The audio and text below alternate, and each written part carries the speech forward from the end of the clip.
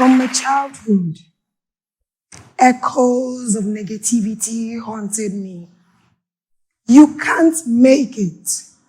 You're already a failure, this they said. However, my dad countered these with his empowering slogan, "Let success be your revenge." This fueled my resilience. As a Barrack girl, growing up was memorable.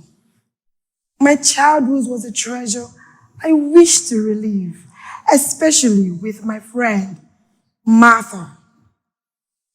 Despite her dad's semi-wealth, Martha discreetly endured and suffered pains within her home. Her dad engaged in marital violence, causing her trauma. This resulted to a decline in academics and withdrawn behavior. Martha's pains mirrored my struggles, but as a close friends, we both bore the weight of parental disapproval. Unfortunately, the saying, "You can't give what you don't have," this rings true. But coming from a loving family background, I never left home without a kiss, a hug, and a "love you." These were my farewells. In confronting Martha's anguish, I offered her my support and solace. This helped her into self-empowerment. Together, we fought the dark days, finding light and reinforcing words of affirmation. To my greatest surprise, over time, Martha became the better version of herself. Transitioning into a teacher. In one of my experiences as a form tutor who is very intentional and very observant, I encountered TT, a troubled student who reminded me of Martha's situation. TT's hostility was marked with deep-rooted pains, leaving her traumatized.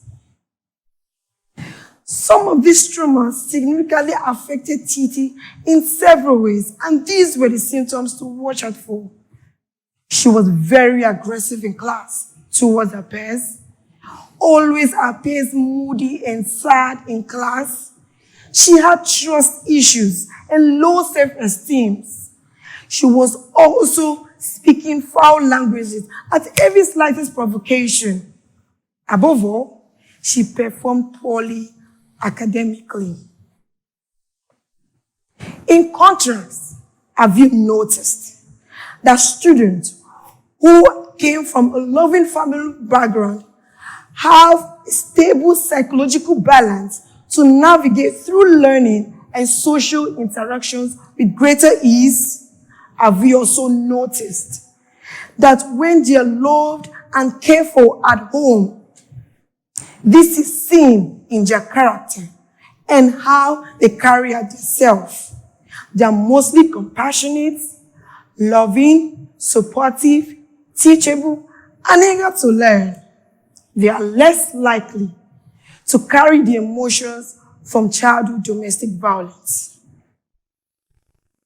Driven by emotions and moved with compassion, I intervened and advocated for TT's emotional well-being in my school back then, guiding her through healing with the guidance counselor, encouraging her to attend the therapy session with the counselor, alongside reinforcing the words of affirmation as taught by my dad. Let success be your revenge. I will make a great impact to my world. To my amazement, with the help of the guidance counselor and myself, the good news, TT evolved and improved into a better version of herself. Let me digress a little. In the United States, it is notable that the Child Domestic Violence Association and founder CEO, Brian Martins, shared globally that domestic violence has affected 1 in 7 individuals, with 275 million people experiencing it during upbringing, thereby affecting 725 million people. Can you beat the margin? Currently, in the United States, 15 million children have been affected by domestic violence, while 14 million adults were affected by domestic violence back in their childhood. According to WHO, violence against a child refers to any form of violence done to a child under the age of 18. According to Brian Martins, childhood violence refers to when a child grows up in a home with domestic violence, which could be seen through the lens of a child as violence between parents. In other words, let's learn to create a secure, peaceful, and loving environment for our children. Have you also noticed that teenagers who are raised in conflict-ridden homes tend to exhibit such risky behaviors such as bullying, fighting, drug addiction, sexual assault, and may even get into trouble with the legal law? Have you also noticed that when they are raised in conflict-ridden homes, they tend to exhibit such behaviors in the society?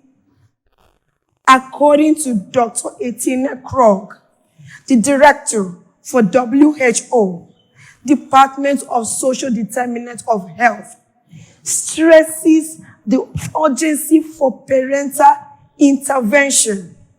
He stated that violence against a child refers to any form of public health crisis of any sort. Back to my story.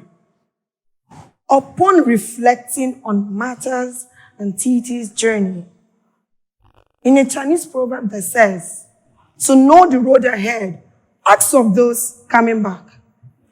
As someone who has worn the shoes of both a student and a teacher, I have come to understand the profound importance of parental influence on a child's psyche.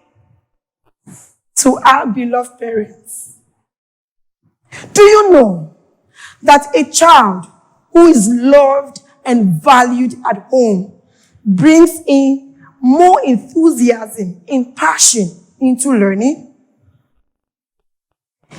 When a child is loved and given care from the house, this is seen in how they carry out their daily activities in the classroom, productively, effectively, and positively. Stop the hating. Stop the use of hurtful words. Stop the threat, as these could traumatize and harm your child, leaving them to low self-esteem, which could affect them academically. As teachers, it is important for us to collaborate with parents and support students who have experienced CDV, thereby creating a secure and nurturing environment. Encourage honest and open communication without fear of judgment or rejection. I want you to understand this as parents today. Do you know your child's love language? I put it to you. There are several, and this could be acts of services, physical touch, quality time, exchange of gifts, words of affirmation. This could strengthen your bonds and foster loving communication at home. Try it. Take the time to observe how your child responds to various expressions of love and affection and tailor your interaction accordingly.